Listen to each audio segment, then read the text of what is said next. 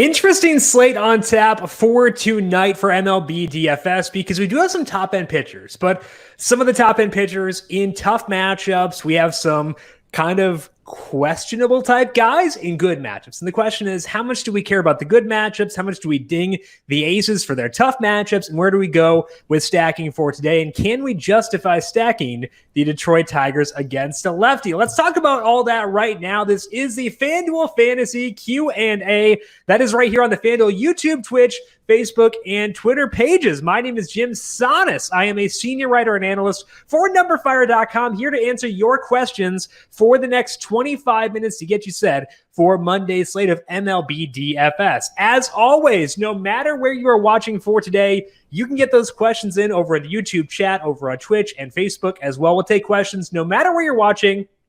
We can talk MLB DFS process, pitchers, stacks, one-offs, value plays, whatever is on your mind. We can talk about it here for today. So get those questions in. We'll get you set for tonight's slate. But first, a quick scheduling note for this week. Usually tomorrow we have our 3:30 Q&A with myself and Brandon Gadula, or with Brandon Gadula talking PGA. Tomorrow, Brandon is off. He is on a well-deserved vacation. So instead of PGA, we're going to talk some NFL with Ryan Williams. I'll be here with him 3:30 p.m. Eastern tomorrow. We'll talk a little bit of Julio Jones, potential landing spots for him.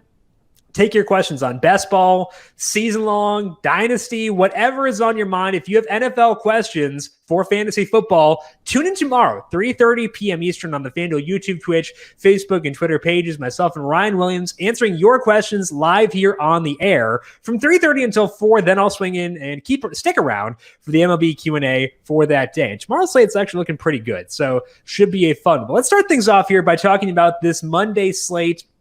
As we pull up the sheet over here, we see that we got Lance Lynn in a pretty decent matchup facing off with the Cardinals. 28% strikeout rate for Lance Lynn.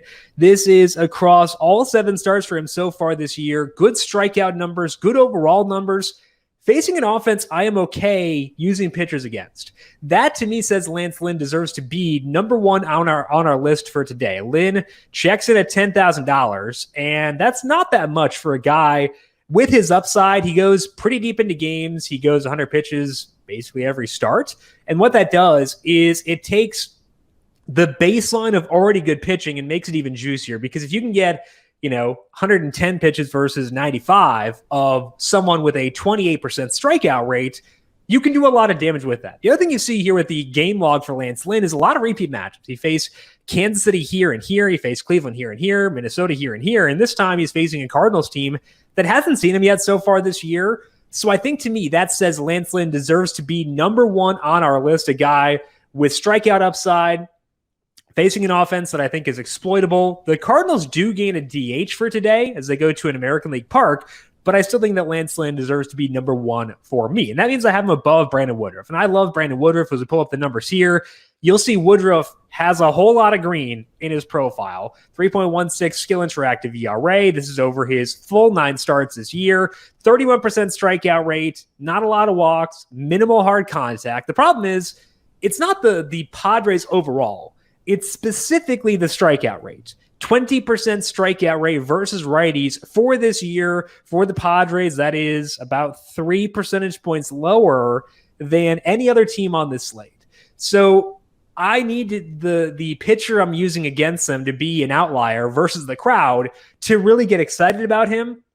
Woodruff is good, but I would not say he is a full tier or two above the rest. So to me, that says Woodruff, I can shove down my list relative to where I'm usually at, just because there are some good alternatives. So outside of Lance Lynn, to me, that guy would be Blake Snell as being the top alternative. And it's because of the strikeout rate, 33% strikeout rate for Blake Snell, facing a Brewers team that has a 28% strikeout rate versus lefties. They're better against lefties than righties so far this year, but especially the hard contact and the walks, but they do still strike out. That means that Snell has a path to a good ceiling.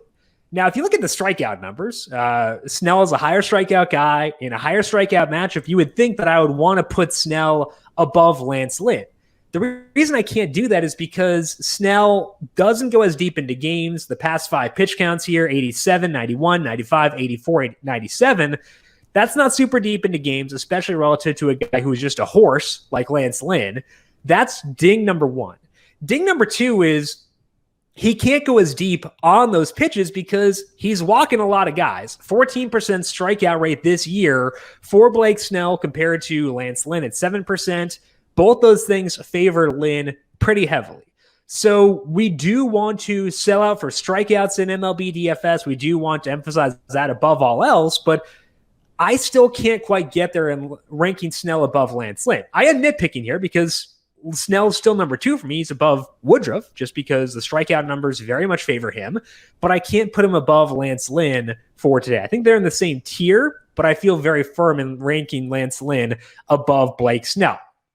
Other pitching decisions for today, Spencer Turnbull, first start for him off of that no-hitter last week. I have his past 3 starts as the sample on Turnbull, and the reason is that he's using more wipeout pitches. If you go to Baseball Savant, he doesn't have a cutter there, whereas he does on Pitch Info and Fangraphs. So he's changed something over the past 3 starts. And in that time, minimal, basically no hard contact against him, 3.08 skill interactive ERA, decent number of strikeouts. And the Cleveland, they're not a huge strikeout team, but a 25% strikeout rate, 85 WRC plus. They're a team against which we can use pitchers. I think the Turnbull is probably the top value. David Peterson would be number 2 for me in a matchup with the Rockies. He doesn't go deep in the game either, kind of like Snell. He's up and down from pitch count perspectives. That's why I can't get super enthused there, whereas Turnbull closer to Lynn in his pitch count projection.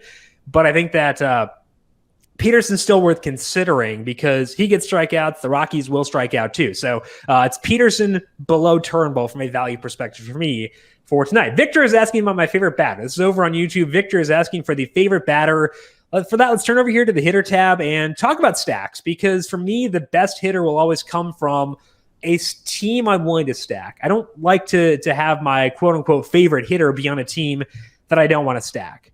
The Tigers, I am still okay stacking, but they're number 3 for me. They did get downgraded today. Wilson Ramos went back on the injured list, and he's a guy who has been good when he's been healthy this year. So not having him is a downgrade for the Tigers. So it's not going to be there. We have the Orioles facing Matt Shoemaker. I think that's a pretty good matchup to exploit. We have the White Sox facing Kwang Young Kim. I would say we're choosing a batter from one of those 2 teams to be our favorite batter for today. Both those games pretty warm, 80 degrees in Minneapolis, 79 degrees in Chicago. So it's going to be a White Sox hitter or an Orioles hitter. I think I'd lean towards probably going with an Orioles hitter because I feel better using hitters against Shoemaker than Kim. I like the White Sox as a team overall more than the Orioles, but I think individual batters, I would say Orioles rank higher for me. So let's go over here, check out the Orioles versus righties so far this year, and see who is popping there. Trey Mancini, 180 ISO. Cedric Mullins, 195. Freddie Galvis is hitting for some power. That's surprising, I would say. Anthony Santander, 217 ISO. I think, Victor, if you're asking relative to salary, I would say Santander is up there. I'd also say Cedric Mullins is up there. If we're looking for someone just straight up, best overall hitter, I know I mentioned it probably wouldn't be a White Sox, but I think it might be Jose Abreu, Tim Anderson, one of those guys. So if you're looking for best relative to salary, I would go Santander or Mullins. If you're talking best overall, then I think I'm leaning towards Jose Abreu or Tim Anderson. I'll decide by the end of the show, I'll decide between one of those 2. But for right now, it's between those 2 guys. Facebook, DJ is asking Turnbull, Means, or Peterson, and then stack Oakland, Detroit, or Milwaukee. Okay, so let's start with the pitchers here. Between those pitchers, I would probably go Turnbull. I think that John Means is a great pitcher. The problem that I run into with him is that he's facing a Twins team that is actually kind of decent. I know they've been they don't win a lot of games. They've been bad from a winning baseball perspective, which is kind of the goal. But the offense has been good. I want to see their lineup because Nelson Cruz didn't play over the weekend. If Nelson Cruz is not in there, then I would say you do upgrade Means as a result of that. I've not seen the lineup yet, though. It's not out yet. If Cruz is not in there, I think you can go Means above the others. Salary for Means, $9,100. So depends on if Cruz is in there. If Cruz is out, probably Means first. If Cruz is in there, I go Turnbull. I would say, DJ, though, you can consider all 3 of those pitchers. I think they're all viable for tonight. There's no one there I would say I'm not comfortable using them. So arrows up, thumbs up for them. But I think that I would probably rank Means highest if Cruz is out and Turnbull highest if Cruz is in. As far as stacking goes, Oakland, Detroit, or Milwaukee. Okay, so Milwaukee is facing Blake Snell. Absolutely not. Nope, not going there. Oakland is facing Yusei Kikuchi. Would rather not. And then Detroit is facing Hentges. I would rank Detroit highest. I know that's terrible because, look at this. That's rough. That's real bad. We don't want to sack Detroit ever. And again, they did get downgraded today with Wilson Ramos hitting the injured list. So that's not ideal, but Hentges is just the type of batter or pitcher we want to use hitters against. And at some point, that's got to matter. Like, if you gave me the White Sox against Hentges, it'd be the best stack of all time. You give me Detroit against Hentges, it's still viable, and I'd rank them above the A's and the Brewers. So I'm going to go Detroit number one among the stacking. And again, DJ, for your pitchers, I would go Turnbull 1 if Cruz does play. Diffuse. Where do you have Montas as far as the value pitchers? I have him ranked pretty low personally, in part because we got a lot of good options. We talked about Means. I consider him to be kind of a value. Turnbull's there. We have David Peterson too.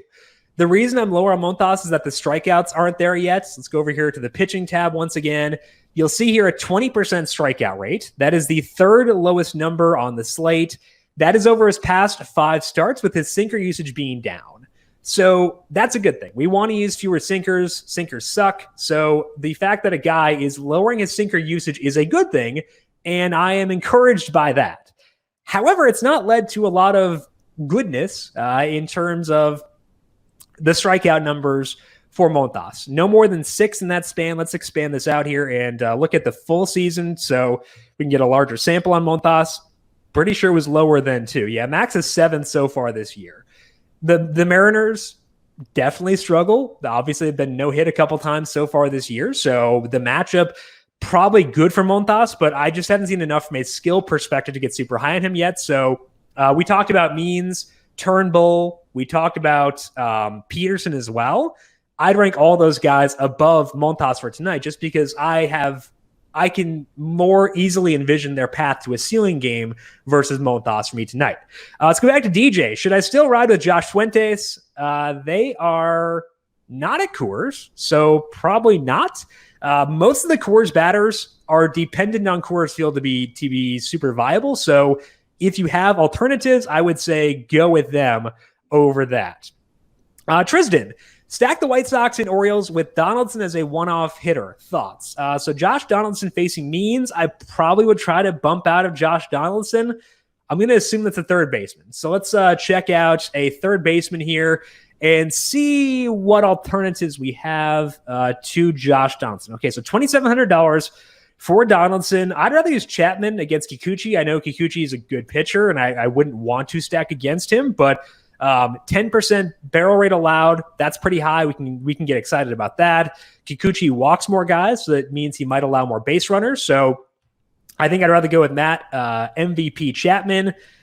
And Fuentes is batting 6th, but again, he's facing Peterson. Peterson's pretty good. I have a high opinion of him. Maikel Franco is a weird guy who is pretty much just as good against righties as he is lefties. Let's see what the numbers are here. 120 ISO is not great, and the batted ball number is not ideal either. Let's check out the overall numbers for Franco this year. See if he's getting any barrels, because we can't see the barrels by handedness here. I feel like even with the not ideal batted ball numbers for Franco, I would probably still want to go there. My computer's being slow. This is a me thing. This is not Fangraphs. Fangraphs is great. This is a me thing. We'll come back to Franco later on. But I feel like I'd rather go Franco over Donaldson as well. Not seeing a lot else at third base, so I would probably try to get to Franco. It's possible, Tristan, that because you're stacking the Orioles, you may already have Franco in there, or you're maxed out on them, but I would try to find a way to get off of Donaldson because I have a lot of respect for John Means. But I like the White Sox stack, like the Orioles stack. I think you're in a good spot there. Alvin says the White Sox lineup is out. All right, so let's check this out here and see what we're working with here. with the White Sox. Anderson, sweet. Moncada, sweet. Abreu, sweet. Mercedes, sweet. Andrew Vaughn batting 7th, kind of annoying that he's lower down there, but that's still okay. He's $2,300, and the reason I like Andrew Vaughn is something we discussed this morning. Let's go to this White Sox lineup. It won't be loaded into FanDuel yet because I've not refreshed here in a bit because I'm nervous about my internet now. But the reason it's nice to have Vaughn is you pull up the White Sox and you see they've got 4 guys we would want to use at catcher/first base. We cannot use all 4 because we only have a catcher/first base, a utility slot, and nothing else. However, we can put in Abreu and Mercedes, and Andrew Vaughn can go in the outfield. That's pretty awesome. So that's why I think that Vaughn is a high-value guy to have as part of a White Sox stack, despite the fact he's hitting lower in the order. And then I want Tim Anderson. Anderson's tremendous. So we want to do that. Let's see what kind of damage we're doing here. If we go with Lance Lynn as our pitcher, which means we need a one-off here. But if we do that, 3,200 left, that's no sweat. So I think despite the fact that Vaughn is batting 7th, I do still think he's a pretty good option for today. Michael, that Brewers lineup is looking quite awful. What are your thoughts on Snell tonight? Again, number 2 pitcher for me. I think that he's a really solid option at $9,300. Good strikeout upside. The reason I couldn't get higher is the walks are really annoying. Not just because it leads to base runners, but also because every walk requires at least 4 pitches per plate appearance. That's a high number. And I actually don't think this lineup is that bad for the Padres. Or sorry, look at the Brewers. Oof, wrong side here. That's why. Idiot. Keston Hiura's back in there. That's a strikeout bump for Blake Snell. He was hitting the ball pretty well in AAA, but that's kind of the way it always is. Willie Adames, I don't think is that bad. I like Luis Urias more than others. So I think that to me, it's pretty in line with expectations for the Brewers. So I would keep Snell status quo. Status quo is very good. He's my number 2 pitcher for tonight, but I would not bump him up based on that lineup. It's pretty much in line with expected. So Michael, I agree. It's not the best lineup, but I'm going to keep Snell at number 2 for tonight. DJ, what's your thoughts on Adames in Milwaukee? Overall, I'm annoyed because I have Luis Urias on my dynasty team and I need Urias to play a lot. And so selfishly, I'm annoyed. If we're being honest here, DJ, he was hitting the ball pretty well. I thought he was trending up, and now he should still play a decent amount. But I'm annoyed. I don't know. That's my very honest take for you. I've got nothing else. He's a fun player. I think that he could be good in Milwaukee. They traded for him for a reason, but I'm annoyed that Urias may not play as much. Mateo, besides Laureano, which Oakland bats do you like? Again, not super high in Oakland because I have a pretty high opinion of Kikuchi. Let's look at Kikuchi's numbers here and see why we're getting a couple questions here on Oakland, because it sounds like people might be higher on them than I am. Maybe it's an ERA type thing with Kikuchi, but let's double check this just to see what's going on there. Okay, so this is a 5-start sample for Kikuchi. Why did I pick 5 starts? It was his cutter usage being higher than his four-seam usage. 4.06 ERA, not great, but not terrible.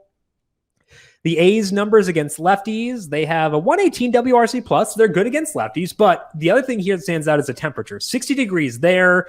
It is only lower than 74 degrees in one other park. So I think when you combine the weather with the fact that I think Kikuchi is a pretty good pitcher, I would be pretty low on Oakland personally. I think there are other better ways to go for tonight for me. Kyle, favorite one-off at second base. I stacked the O's and the White Sox already. Okay, so I like that start with the O's and the White Sox. So second base, you're probably not going to get something from those two, so I can understand, Kyle, why you need a one-off at second base. VR's fine. He's not good against lefties, but he has some speed. You can generate upside there. Nico Goodrum, his numbers this year against lefties, I'm pretty sure, are terrible. Let me double check. Let's do some fact checking here. We don't want to be spewing nonsense. All right. Pretty sure everyone against lefty has been terrible on Detroit, so I don't think I'm speaking. Ooh, wrong team. Okay. Let's go to Detroit. Check out the numbers versus lefties. All right. Nico Goodrum against lefties this year. 103 ISO. High strikeout rate. Woof, buddy. Let's bring that down. Love Nico Goodrum. Just need to scale back on the strikeouts a bit. Let's expand this sample here to since the start of last year because, small samples against lefties, up to 83 plate appearances, 34% strikeout rate, so better than it was, 222 ISO. I think Goodrum is actually a pretty decent option. $2,700, batting 6th. That works pretty well. Jonathan Scope could work too. If we look at, I know again, this year's numbers are bad. Scope, since started last year, 149 ISO. The 63 WRC plus you don't want, but like good batted ball numbers. And it's hard to trust a WRC plus in a 77 plate appearance sample. So I'll trust the ISO, which is okay. I'll trust the hard hit rate and the fly ball rate. If I had to choose between the two, between Goodrum and Scope, I'd probably pick Goodrum. The strikeout rate is higher, but Hentges doesn't get a lot of strikeout rate or a lot of strikeouts. Because Scope is higher in the order and lower salaried, I would guess that Scope winds up carrying the majority of the popularity. So I'll go Goodrum over Scope for the one-off second baseman for tonight. They'd probably wind up being my favorite options. I mentioned Galvis before as having like surprisingly good numbers against righties this year. So Galvis not out of the question, but I would say probably Nico Goodrum is a good second base one-off. Madrigal wraparound. I'm not a Madrigal guy personally. Last time I stacked the White Sox against the lefty, I did not have a single Madrigal share, and I'm pretty sure he had his first career home run. So that didn't work out very well. Maybe he'll be like the new DJ LeMahieu, where I just constantly I constantly don't use him because I just don't want to get there, and he constantly makes me regret it. I kind of doubt that, though, because like longer term, he's not really a guy who's going to do that. 103 ISO, that probably jumped like 1,600 points based on that home run. That home run was not a barrel. That's exciting. Let's actually just dig in here. I want to make sure I'm not just like writing off Nick Madrigal before I should. I do want to make sure there hasn't been some power binge recently. That home run was there. Okay, so this is last week. This was the 17th where he scorned me and burned me for having no faith. Ye of little faith. Okay, check out the StatCast numbers for Madrigal in this time. Exit velocities aren't like super high.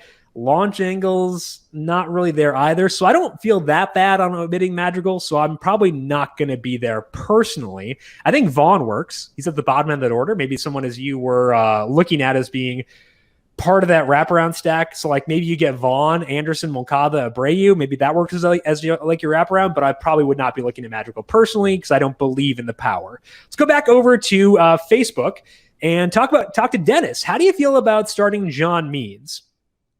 I feel pretty good, honestly. I'm not like ranking him super high for tonight because I think that there are other guys with better outlooks. I like the matchups for other guys better, but I think the Means works. Like for a season-long league, I'd feel okay plugging Means in there.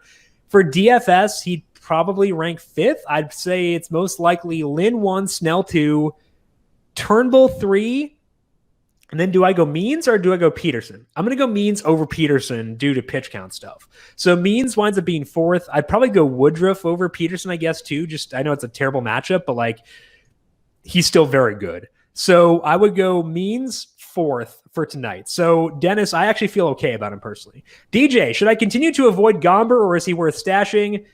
I probably wouldn't. I know he's been fine this year, but like he's probably gonna be fine tonight because the Mets are so beat up.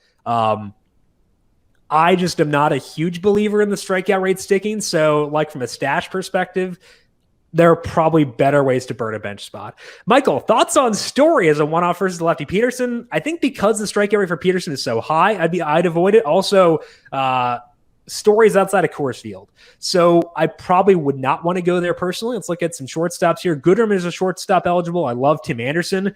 And actually, Anderson's lower salary than Story. So if you don't have Story or Anderson already in there, I would go Anderson over Story. I also think that Francisco Lindor could work for tonight against Gomber because he's been better against lefties this year than righties. So I think that I'd go both Anderson and Lindor over Story as one-offs for today. Let's go back over to Victor. Which game do you think is an under-the-radar pick for a lot of runs scored? I like this question, Victor. Let's check it out. A lot of that will revolve around temperature. We probably don't want to go like under the radar because it's going under the radar for justifiable reasons. Actually, let's pull up the implied totals here, see what actually Vegas is saying, which games will be high scoring, and then we'll deviate from that. So we'll pull up Vegas and then decide where Vegas is wrong. Not that John Sheeran, the director of FanDuel Sportsbook, could ever be wrong. I would never say that, but let's if we were to say hypothetically where he could be wrong, let's find a place there. I think maybe it's the Mariners, honestly. I'm not as high on Montas as the betting odds are for tonight. 3.37 implied total for the Mariners. That's kind of low. I don't know. I mean, the Mariners are not a great offense, so I don't want to go like too crazy here. And again, it is cooler in Oakland, so maybe I'm just violating my own thought process here. But I think the Mariners actually are better than they're being billed from an implied total perspective. So I would say the Mariners are probably one. The Mets lineup is just hideous, so I can't be like super high on them. But if you're looking for a team that maybe glossed over because their implied total is so low, the Mets could be that. So like maybe you're looking at Lindor for a one-off. James McCann is tremendous against lefties. He could be a one-off. I don't know if Nito's good against lefties or not, but VR. I would say stick to the top three here from a one-off perspective. I had a thing for Jose Peraza at one point that has passed, so I don't think I'm going to get there. But I think that the Mets could be a place you could look to. So if you're looking for undervalued offenses based on what Vegas is saying, I would say the Mariners and the Mets, Victor, are probably two places I would turn to as being spots that might be a bit undervalued as of right now. That is all the time that we have here for today on this FanDuel Fantasy Q&A. Once again, back tomorrow with Ryan Williams. He'll be on with me at 3:30 p.m. Eastern, breaking down NFL stuff. We can talk Julio. We can talk your dynasty drafts. We can talk about best ball, season long, whatever's on your mind. We'll be here at 3:30 p.m. Eastern, breaking down your NFL Q&A questions on the FanDuel YouTube, Twitch, Facebook, and Twitter pages. So make sure you are subscribed. Also, if you're watching on YouTube, hit that like button because that does help us out quite a bit. We do appreciate it. That is at 3:30. MLB will be back with you 4 p.m. for tomorrow. If you have additional questions for me, I am on Twitter at Jim Sannes, JimSannes. Big thank you to Andy Puente for running the video side of things here today. Thank you, Andy, as always. And thank you to everyone for tuning in. Good luck to you with your MLB DFS lineups for tonight. And we'll talk to you once again tomorrow. This has been the FanDuel Fantasy Q&A.